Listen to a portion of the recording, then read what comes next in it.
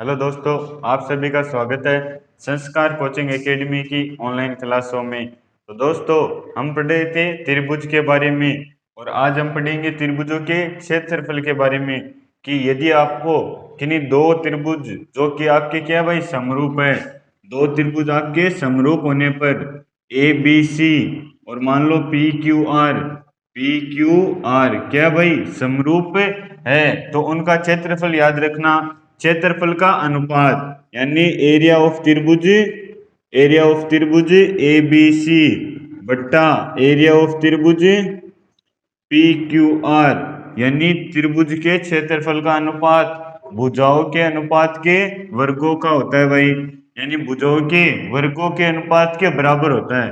यानी A B बट्टा A B square बट्टा क्या आपकी संगत भुजा पी क्यू स्क्वेयर बराबर होगा बी सी भुजा स्क्वेयर बराबर क्यू आर स्क्वेयर, यानी संगत भुजाओं के वर्ग के बराबर होगा। और ए सी स्क्वेयर बट्टा पी आर स्क्वेयर, और इन्हीं की इसी फॉर्मूले की मदद से हम 6.4 के सारे क्वेश्चन करेंगे। तो याद रखना कि त्रिभुज के क्षेत्रफलों का अनुपात, यदि दो त्रिभुज के भाई समरूप है तो क्षेत्रफल का अनुपात भुजा के वर्ग के अनुपात में होता है।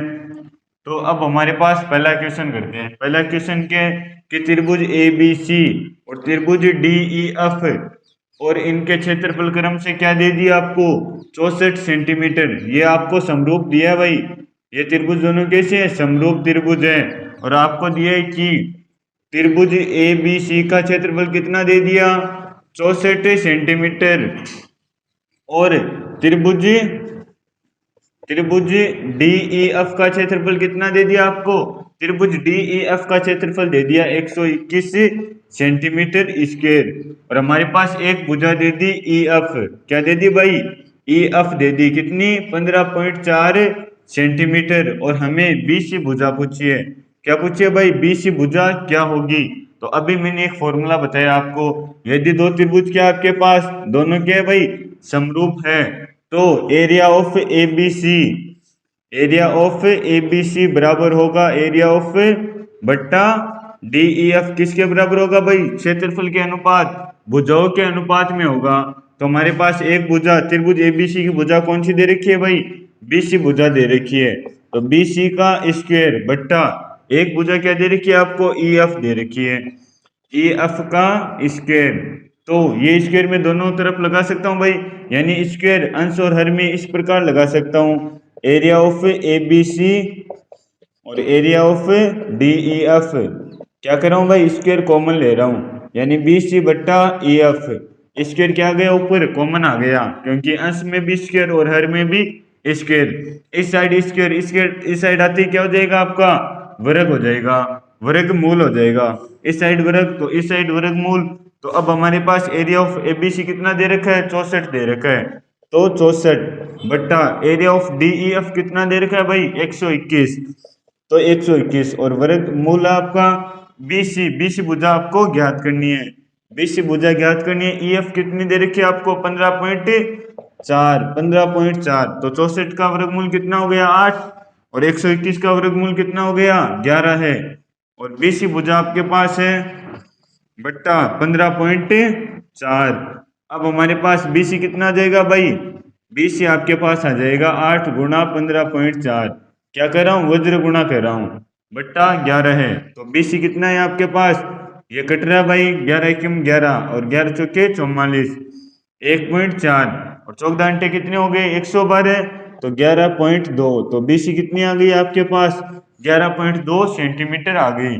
तो इस प्रकार आप इस फॉर्मूले की मदद से, यानी क्षेत्रफल का अनुपात भुजा के वर्ग के अनुपात में होता है, तो इसकी मदद से आप बी सी भुजा आसानी से निकाल सकते हो।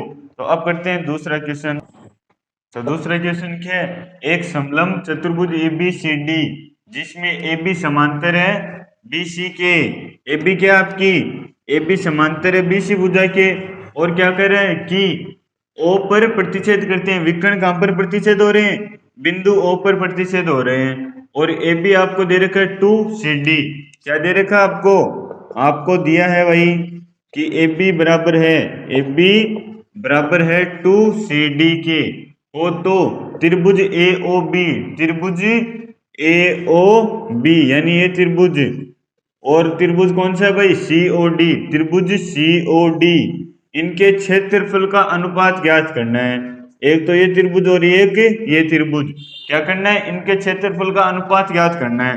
तो यदि त्रिभुज क्या हो भाई समरूप हो यदि त्रिभुज समरूप हो तो भुजाओं का अनुपात क्या होगा भाई भुजाओं के अनुपात का वर्ग कर देंगे तो त्रिभुज के क्षेत्रफल का अनुपात आ जाएगा।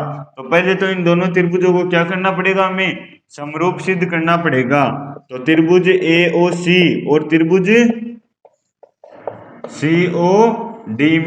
COD में कोण O और कोण O क्या भाई शीर्षाभिमुख कोण यानी कोण AOB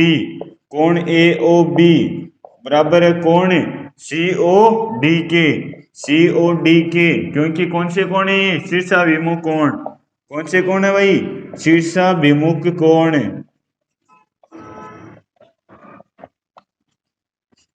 और आगे एक और कोण बराबर कर दें तो हमारे पास ए नियम से क्या हो जाएंगे दोनों समरूप हो जाएंगे। तो कोण D और कोण B क्या होंगे भाई बराबर क्योंकि एकांतर कोण है। तो कोण ODC है ODC किसके बराबर है कोण OBA के कोण OBA के कौन से कोण है भाई एकांतर कोण कौन से कोण है एकांतर कोण है। और तो दो कोण बराबर हो गए तो त्रिभुज कैसे होंगे समरूप होंगे। तो त्रिभुज AOB समरूप है त्रिभुज COD AA नियम से। और समरूप त्रिभुजों का क्षेत्रफल का अनुपात क्या होता है भाई भुजाओं के अनुपात का वर्ग होता है। तो त्रिभुज AOB बट्टा एरिया ऑफ त्रिभुज AOB बट्टा एरिया ऑफ त्रिभुज COD किसके बराबर होगा भाई भुजाओं के अनुपात। तो इसमें मैं भुजा AB ले रहा हूं इसकी भुजा AB और इसकी भुजा CD यानी भुजाओं के अनुपात का वर्ग होता है। तो हमारे पास क्या दे रखा है भाई AB बराबर दे रखा है 2CD हमारे पास ये दे रखा है AB बराबर 2CD तो दो गुणा में इस ये CD गुणा में इस साइड आते भाग में हो जाएगा। तो AB बट्टा CD किसके बराबर आ गया 2 के बराबर आ गया। तो AB बट्टा CD की जगह मैं क्या लगा सकता हूँ 2 लगा सकता हूँ। समीकरण 1 दे दो भाई समीकरण 1 से AB बट्टा CD का मान रखने पर और मान लगाने पर हमारे पास एरिया ऑफ त्रिभुज AOB किसके बराबर आ जाएगा बट्टा एरिया ऑफ त्रिभुज COD और हमारे पास AB बट्टा CD कितना है भाई 2 तो 2 का वर्ग। तो हमारे पास एरिया ऑफ AOB और एरिया ऑफ त्रिभुज COD का अनुपात क्या आ गया भाई 4:1 आ गया 2 का वर्ग किया तो 4 और नीचे 1 होता है। तो और हमें यही पूछा था कि इन दो त्रिभुजों का अनुपात ज्ञात करो तो हमने अनुपात ज्ञात कर दिया। आपको क्या करना है पहले इनको समरूप सिद्ध करना है और आपको पता होना चाहिए कि समरूप त्रिभुजों का क्षेत्रफल का अनुपात भुजा के अनुपात का वर्ग होता है। तो अब करते हैं दूसरा क्वेश्चन। तो दोस्तों आगे की क्वेश्चन करते हैं अगले वीडियो में। तो आप हमारे चैनल को ज़्यादा से ज़्यादा शेयर करो सब्सक्राइब करो और कमेंट करना ना भूलें। धन्यवाद दोस्तों वीडियो को पूरा देखने के लिए।